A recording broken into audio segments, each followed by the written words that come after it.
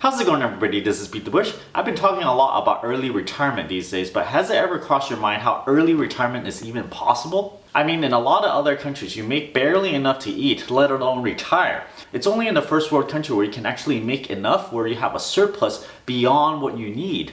But it's also true in a first world country where there's rampant consumerism. So I kind of wonder, is rampant consumerism sort of related to early retirement somehow? My thinking is that overconsumerism actually drives wages higher. So early retirement is only possible with a lot of other people doing overconsumption. Just go through this thought experiment with me where let's say everybody in the United States, instead of upgrading their phones every single 2 years to the latest and greatest or whatever, instead of 2 years, they do it 4 years instead. So you can really say the phone companies are no longer making that profit. They're making half as much profit. Now, when a company maintains their profit at exactly the same, shareholders don't really like that because they always want to see things go up and higher. So this is an expectation that the company should earn more and more profit, which means they should sell more and more phones, which means the consumer needs to buy more and more phones every single year. However, imagine a company earning 50% less profit, their stock's gonna dive, they're going to downsize, a lot of jobs will be cut, and definitely if this is an industry-wide thing, wages will be lower and lower. Normally a person aiming for early retirement, you're pretty frugal and you're also relatively healthy. Therefore, you're not going to buy about 95% of the packaged foods. You rather make stuff yourself and eat at home instead. So a lot of the industry that makes packaged foods, like the frozen foods, all the unhealthy stuff, sodas and stuff, well, they're suddenly going to have about 95% less products sold. Guess what happens to those companies? Their profit is going to plummet. So the company that actually makes things that aren't bought by these frugal people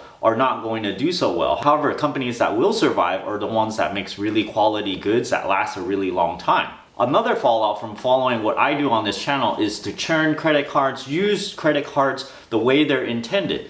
Well, if everybody uses the cards as they're intended, no one's going to be paying any interest. Therefore, the credit card companies are going to make a lot less money and they're probably not going to be able to afford all that bonus cash back to all the people. They will still make some transaction fee though, because even if you're frugal, you're still going to go out to eat every once in a while, and so the transaction fee they can still collect. So my thinking is if this channel got really popular somehow and everybody followed the frugal ways that I teach on this channel, well, the economy is not going to do so well. For all the people in the first world countries aiming for financial independence, you can kind of thank all the overspenders out there because it actually pushes your wages up and also it brings economy of scale so that your prices of the goods that you do buy are really low. I hope you enjoyed this video and realize the fact that we're in first world countries. You have the option to choose to retire early if you choose not to overconsume. Don't forget to give me a like on this video, comment down below, let me know what you think how early retirement is dependent on overconsumption.